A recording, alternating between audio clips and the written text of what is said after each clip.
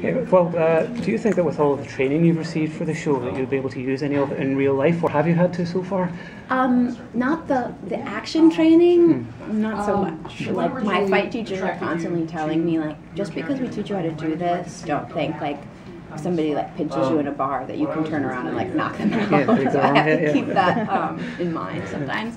But the driving stuff, I have used, actually. Like, I've become a much better driver since I started working on Covert Affairs. And language skills as well. Yeah, and language skills. I mean, a lot of the stuff that I learned how to say in foreign languages, like, where are you keeping the missiles? It's not that useful when you're traveling, you know what I mean? Like, Annie never learns how to say, like, can I get a table for 4? Or, like, where's the ladies' room? She's always like, hide the guns in the bag and let's go. Like, I don't need to say that in, you know, Arabic. Of course, you play a pretty badass female character, and it is really cool to see a female character being elevated so far center stage on a show, and frankly, it's a really cool character. How do you see in the action genre in particular, you're seeing more and more female characters come in front? Essentially, I just wanted to get your thoughts on that. I mean, it was happening before Covert Affairs started. Even in television, you know, like, I mean, you can go way back, but even in sort of my group of girls, like Dark Angel and Alias, and those shows were already happening. And then there was a sort of second movement when women were taking on, like, the whole show, you know, whether it was, like, Damages or, what was the show that Holly Hunter did where she was the cop? Amazing Grace. Amazing something. Yeah. The Holly Hunter show, and yeah.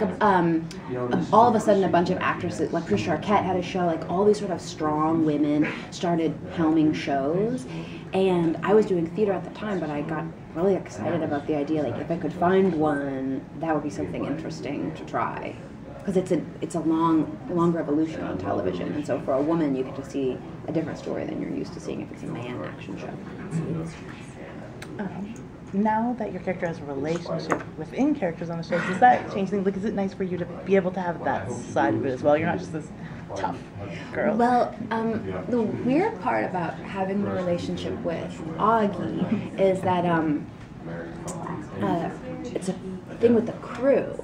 Like, the crew is used to, you know, there's the main characters, and then usually Annie has, like, a love affair going on. And so it's a mostly male crew, and they're, like, Canadian and, like, tough guys, you know, they play hockey and everything. And so when some new guy would come in, you know, whether it was, like, Eyal or Simon, they'd all be like, oh, yeah, that guy's here, like, hurry up and move him along, you know, like, but now that it's Chris, they kind of don't know how to act. And the first time Chris and I did a love scene on set, they know us both from work.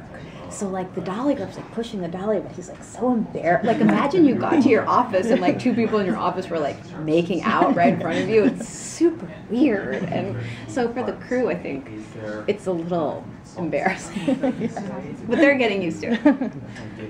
The evolution of the series from in the beginning where it was kind of like an agent who was a bit green and learning as she went, but some people had a lot of faith in her, to now where she's calling the shots in some cases and making her decisions, and also the darker tone. How has that journey been for you from the beginning until where you guys are now? I'm really glad that the character has evolved. I liked in the first season that it started as her first day at the CIA, because it gives you so many obstacles to go up against if you're a totally green rookie. But then after the first season, we got picked up again. I already started to think about, where are we going to go? Like, she can't be eternally a rookie. You know what I mean? It's like staying, when you watch a high school show and the actors are getting older and older, and for some reason they're still in high school. It's annoying, and you want to see the experiences that the character goes through have an effect on her decision making, how she feels about herself, how she feels about her work.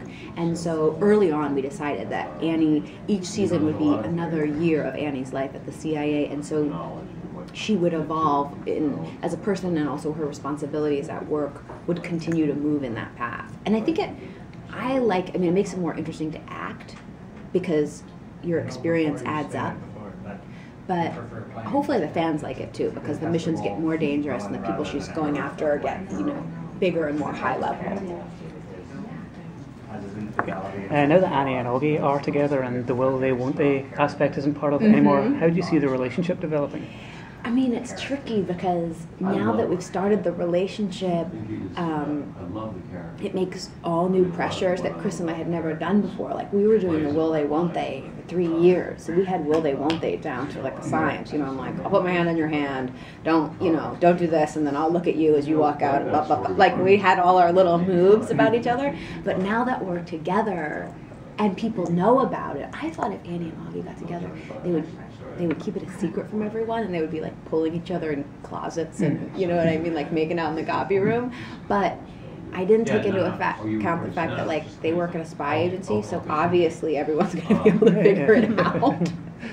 So there's different challenges because of the pressures of work, but I think it's cool that they're together because they provide a sort of strong base for each other.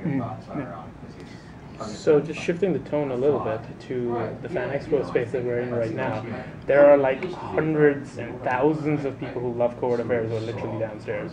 And I just wanted to get your reaction to this amazing fan calling that is built around Covert Affairs. It's quite crazy. It's really fun. And you know, we went to Comic-Con 2 years ago, and that was the first time that really the cast could interact with I mean, we do on social media, like our show, all of us are on Twitter, and we tweet during the show sometimes, and we like share pictures from set and filming and videos and abroad, but that's not the same as meeting at all. And it's not the same as like talking live, you know, it's totally, it's much more exciting, I think. I mean, I like social media and I'm glad that it exists, but meeting live is, I mean, I know for people that I'm a fan of, whoa, when you meet them live, it's way different than tweeting them. And I just think it's exciting. I think it'll be fun. Can you talk a little bit about the Annie-Henry Wilcox relationship? He's kind of the, I don't want to call him the big bad, but he kind of is. And what can you tease about that relationship coming up this season? I kind of hoped that Greg was going to come with us today, but we're actually had to film today because of a location that we can't, we're exploding something, so we can't do it on a weekday. I'm sure I'm not supposed to tell you that. But because of the explosion, Greg has to work today. God, I'm gonna get so much trouble. So he's not here, and I wish he had been because we were working together this week, and he's sort of this like evil mastermind, you know, and I wouldn't want to do it with anyone but Craig Itzin. Like, he's so good at it. And he's such, I mean, behind the scenes, he and I are friends socially. Like, we went to the movies together yesterday. We're friends socially, like, we hang out, and I like him so much as a person, but as an actor, I really like him too. He's insanely prepared, like, beyond prepared. Even when he has these massive, we do this massive long dialogue scene at like 2 in the morning this week, and he is so prepared. He really has ideas about what he wants to do, how threatening to be, where to draw the line, where he draws the line with different people, what he's going after. And so going up against an actor who prepares their villain like that, it's so fun. Mm-hmm. So even though Henry is sort of this dark figure, for me it's so fun to do it because I get to do it with Greg. Mm-hmm. I wish he had come today. It would have been hilarious. Without spoiling anything, do you actually know how the show is going to end? You mean the season or no, the show? the show itself, like what the big finale will be. Do you know how the story will all go? I know certain parts of how it's going to end this season, but there are also like certain holes that the writers have yet to decide. Sometimes I don't believe that they haven't decided them. Sometimes I think they keep it from me on purpose in order to like, I don't know why they do that, but I think that they do, because when we get there, they'll be like, we always had planned for Henry to blah, blah, blah. And I'm like, well, I just found out about this like when I read the script. And they're like, oh, I mean, we were thinking about having Henry. So I know where Annie's gonna be, the location where she's gonna be, and I know who's gonna be with her.